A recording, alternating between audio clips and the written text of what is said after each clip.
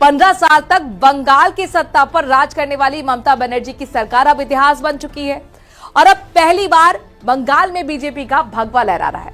नंदीग्राम से ममता बनर्जी को चुनौती देने वाले और भवानीपुर में उन्हें मात देने वाले शुभेंदु अधिकारी अब पश्चिम बंगाल के नए मुख्यमंत्री बन गए हैं।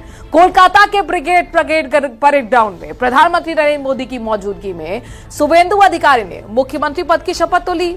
तो आखिर कैसे बदला बंगाल का सियासी समीकरण और अब बंगाल की राजनीति किस दिशा में जाएगी, आपको ये रिपोर्ट दिखाते हैं।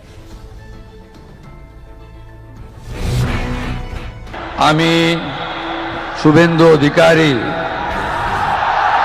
ईश्वरेर नामे शपथ करितेछि जे भारतेर संविधानेर प्रति आमी अकृत्रिम निष्ठा और आनुगत्य पोषण करिब।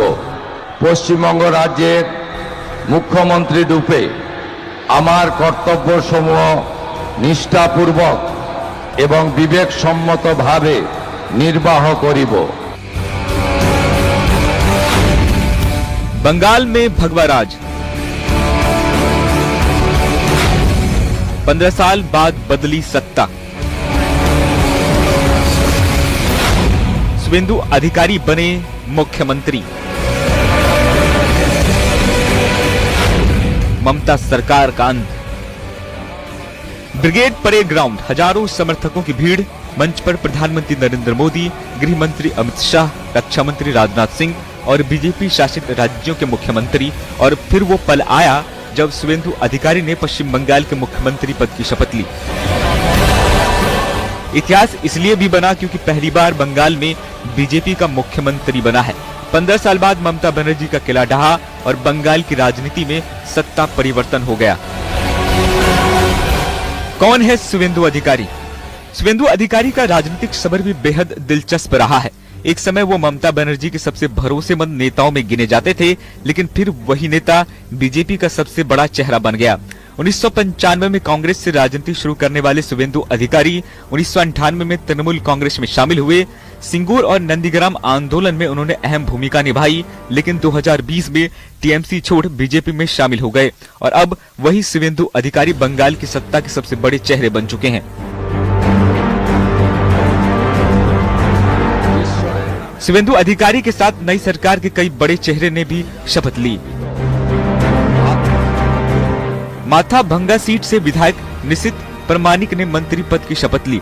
टीएमसी से राजनीति शुरू करने वाले निशित 2019 में बीजेपी में शामिल हुए थे और केंद्र में राज्य मंत्री भी रह चुके हैं। रानीबांध सीट से पहली बार विधायक बने खुदीराम टूडू ने भी मंत्री पद की शपथ ली। पेशे से शिक्षक रहे खुदीराम को बीजेपी का बड़ा आदिवासी चेहरा माना जाता है। बनगांव उत्तर से विधायक अशोक कीर्तिया ने भी शपथ ग्रहण किया, जो मतुआ समुदाय के बीच लंबे समय से सक्रिय रहे हैं। फैशन डिजाइनर से नेता बनी अग्निमित्रा पॉल ने भी मंत्री पद की शपथ ली। उन्हें बंगाल बीजेपी का मजबूत महिला चेहरा माना जाता है। बीजेपी के वरिष्ठ नेता दिलीप घोष ने भी मंत्री पद की शपथ ली। शपथ के बाद उन्होंने प्रधानमंत्री मोदी और मंच पर मौजूद नेताओं का अभिवादन किया।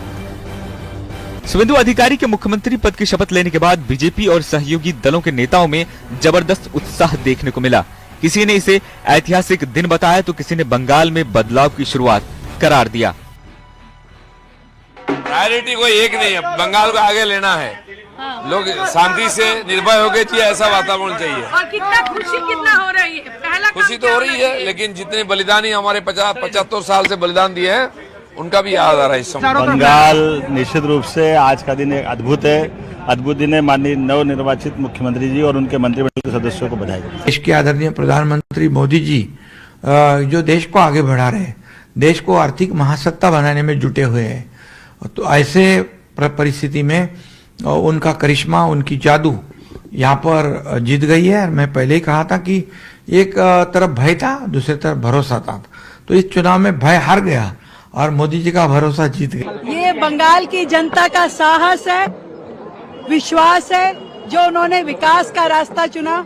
आदरणीय नरेंद्र मोदी जी के नेतृत्व में विकास की जो राह ये बंगाल अब पकड़ेगा। आज का जो सूरज इस बंगाल में उदय हुआ है वो रविंद्रनाथ टैगोर जी के आशीर्वाद से, श्यामा प्रसाद मुखर्जी जी के मार्गदर्शन में जिस तरीके से बंगाल को पहले बढ़ना चाहिए था, अब वो बंगाल बढ़ पाएगा। पूरे देश के साथ में कंधे से कंधा मिलाकर के, गति मिलाकर के सोनार बंगला इस पूरे बंगाल वासियों को मिलेगा। एक एक जन का लाभ होगा।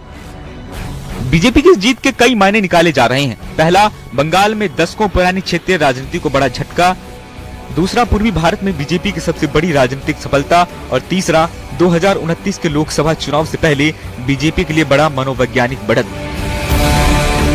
फिलहाल बंगाल में सत्ता बदल चुकी है, सियासत का रंग बदल चुका है और अब नजरें इस बात पर है कि क्या बीजेपी बंगाल में अपने वादों को जमीन पर उतार पाएगी या फिर बंगाल की राजनीति एक बार फिर नया मोड़ लेगी।